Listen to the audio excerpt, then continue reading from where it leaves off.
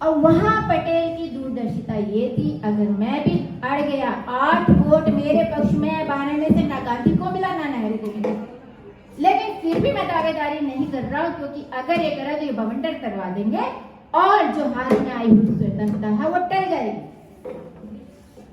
क्या आपकी रिसर्च की यात्रा इस शोध कार्य को सबमिट करने के बाद भी जारी रहेगी? कौन सी ऐसी चीजें जो आपको लग रहा है कि मैंने इसे जब तक किया जब तक मुझे मिलना बंद नहीं हो गया नया कुछ। और मैं बताऊं, मैं परेशान हो गई थी, मैं सो नहीं पाती थी, मुझे हर जगह पटेल पटेल उनसे परेशान हो गई, मैं नींद के तरह थी मैं। और मैंने सच्ची में ना ये जो मैंने लिखा है ये 15 दिन पहले करके जो होगा देखा जाएगा, और मैंने बिल्कुल टेस्ट में तो पागल खाने चले जाऊंगा। ये प्रधानमंत्री बन जाते तो वहाँ की जनरेशन 48 में हम लोग आज़ादी हैं, और अगर गांधी जी के अकॉर्डिंग नेहरू जी ना बनते प्रधानमंत्री और पटेल साहब बनते और उन्होंने अपना काम कर लिया, लेकिन 1950 में ही इनकी डेथ हो गई। अगर ये बन भी जाते तो यही है कि वो यंगस्टर थे और फिर इंग्लिश भी उन्हें आती थी, तो गांधी जी इसीलिए उनको प्रेफरेंस दे। हमारा देश का संविधान का भी गठन नहीं हुआ और सिर्फ 2.5 साल में इनका इंतकाल हुआ। तो अगर दूरदर्शिता के हिसाब से देखा जाए तो लेकिन लास्ट राजस्थान तो 1956 तक जाकर एक तरह हुआ है, वो तो चलती रही प्रेटी। बाईचांस की बात है कि उनकी डेथ हो गई थी, लेकिन किसी को पता नहीं था, हो सकता प्राइम मिनिस्टर बनते तो ज्यादा।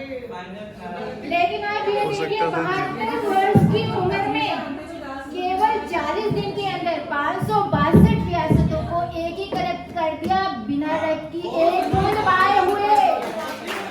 वो 3 साल में देश का कितना बना देते, ये देखिए। बहुत सारे नेहरू की नहीं था सामर्थ्य में कि विस्थापितों को बसाने की समस्याएं हैं, अल्पसंख्यकों की समस्याएं हैं, बहुत सारी वो नहीं समझ पाते जितना वो कर गए अपने गृह मंत्री पद पर रहते हुए। ये इसको इस तरह से भी तो जोड़ा जा सकता है कि खुली मुट्ठी राख की, बंद मुट्ठी लाख की। जो चीज हुई ही नहीं तो हम सोच रहे हैं कि हम आज ऑस्ट्रेलिया अमेरिका से आगे होते नहीं, उनका उदाहरण है भाई, आप अखंड भारत में बैठे हैं। एक्चुअली मैं पटेल साहब को समझ सकता हूं वैसे, लेकिन उसके बावजूद मैं बता रही हूँ, मैं एक सेकंड सर, मैं आप ही की पॉइंट पर आ रही हूँ। आप ज्यादा आंकना चाह रहे हैं हरी जी को। आप, मैं ये बता रही हूँ, प्रीवी परसों की शर्तें ही मानने को तैयार नहीं थे, लेकिन प्रधानमंत्री के अगेंस्ट जाकर एक गृह मंत्री अपनी बात मनवा रहा, केवल कांग्रेस में अच्छी छवि के कारण। बिल्कुल है, ठीक है, तो जब वो इतना कर गए बिना पद के, पद पर होते तो कितना करते। इतने समय आशीष जी, गांधी जी ने ये कहा था कि देखो नेहरू तो किसी के अंदर में काम नहीं करेगा, ठीक है। तो अगर ये मेंटेलिटी हो तो आप ये देखिए ना कि सिर्फ नेहरू को प्राइम मिनिस्टर बनाने के लिए ही भारत का विभाजन हुआ, नहीं तो विभाजन नहीं होता। जी बिल्कुल। एक देश का 2 साल नहीं थे, 2 साल में इंडिया का भविष्य लिखा जा रहा था, ठीक है। आपके लिए 2 साल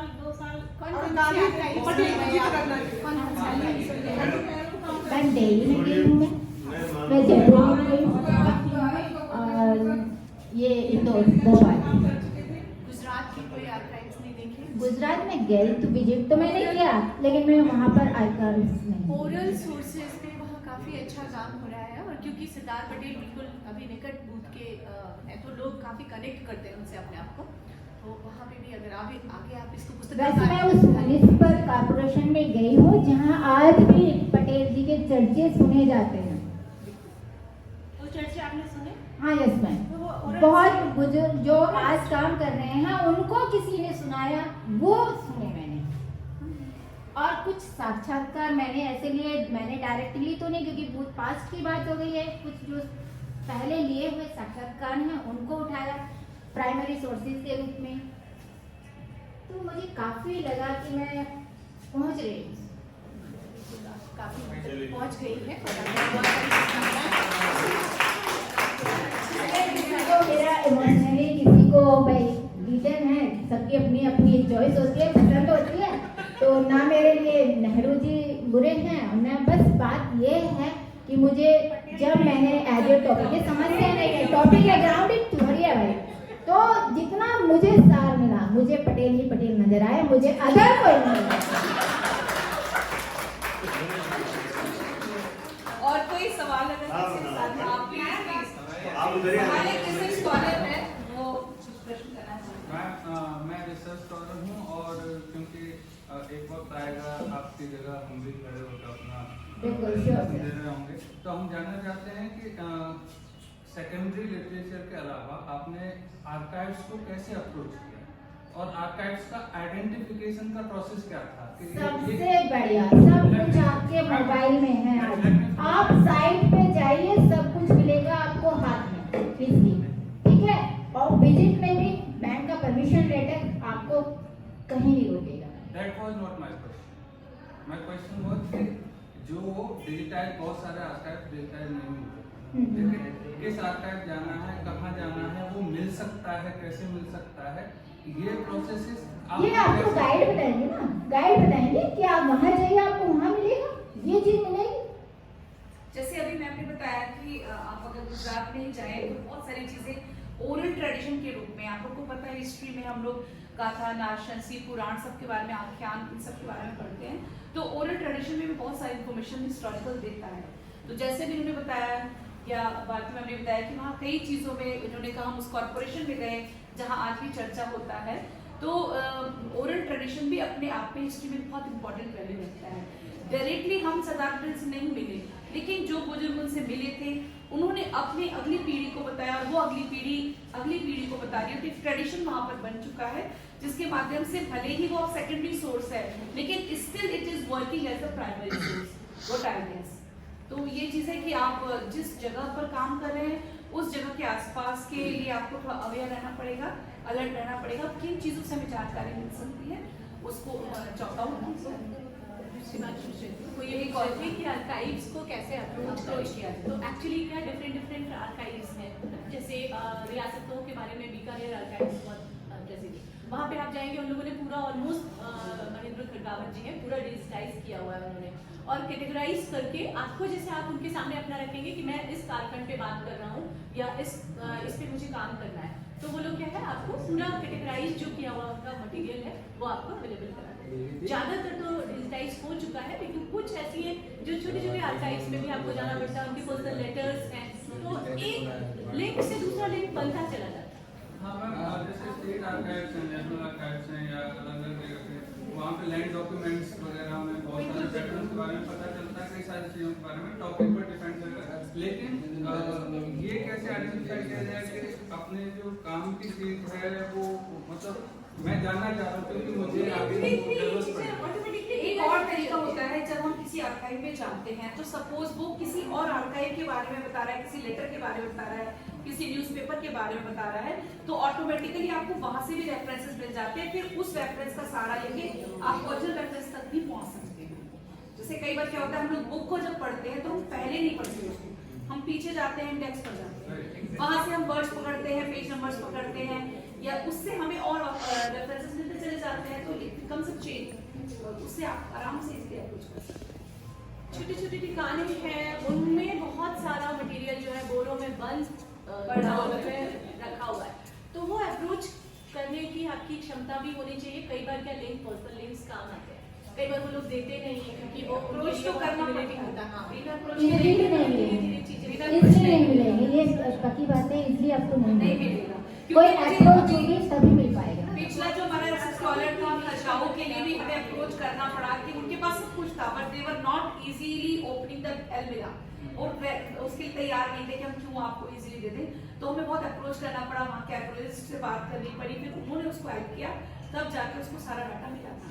तो ऐसे आप ये बस समझिए कि आप नेशनल आर्काइव्स दिल्ली में जाते हैं and they will be easily giving you all the materials, आपको किसी ना किसी से जिसे जुगाड़ कहते हैं हेल्प लेनी पड़ेगी।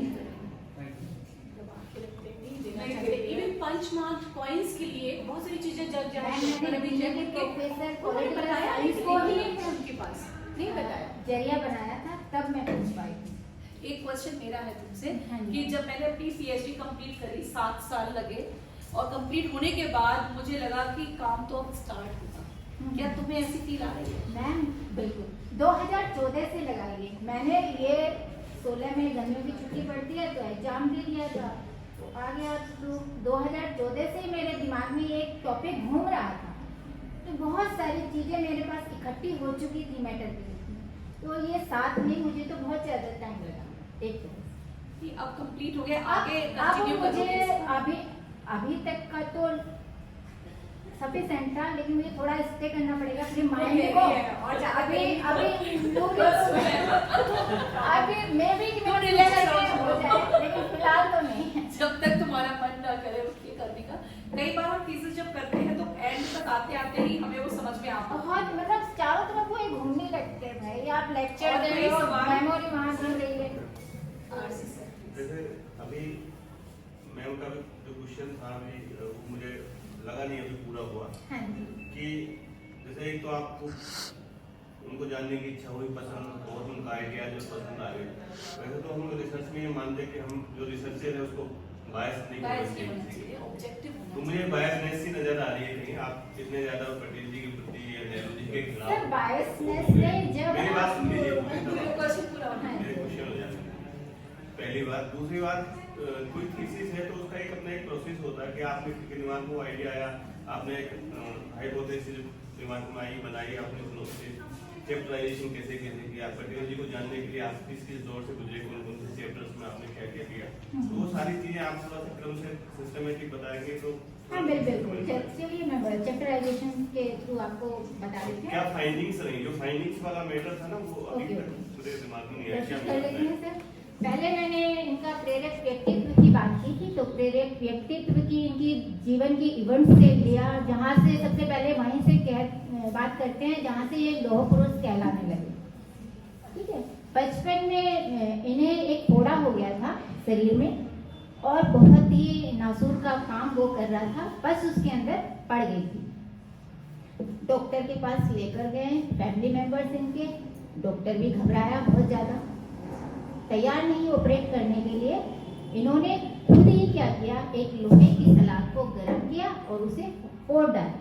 तो दृढ़ता, ये देखिए वहीं से प्रेरक जो दृढ़ शक्ति थी और लोगों के प्रति एक परोपकार वाली भावना, उसकी भी एक इवेंट्स मैंने डाली है कि ये अपने नाडिया जो इनका ननिहाल था, मोस्टली जो इनके संस्कार मिले वो वहीं से मिले, संस्कारित वातावरण नाडिया से। अब ये 6ठी दर्जे में पढ़ने जाते थे, बहुत सारे बच्चे हैं इनसे आगे निकल गए, पीछे रह गए। अब सोचने लगे बच्चे कि भाई कहाँ रह गए पटेल जी। पीछे मुड़कर वो जाते हैं और देखते हैं तो एक पत्थर को खाने में लगे हुए हैं। कह रहे क्यों भाई, तुम्हें स्कूल में आज डांट खानी है, पनिशमेंट लेनी है? उन्होंने कहा भाई ये रास्ते में गड़ा हुआ है, ना जाने अब तक कितने टकराकर गिरे होंगे, इसलिए आज मैं इसे पहले उखाड़ूंगा, उसके बाद ही जाऊंगा स्कूल में, चाहे मुझे डांट पड़े चाहे कुछ। तो बहुत सारे ऐसे प्रेरक व्यक्तित्व की बात हुई।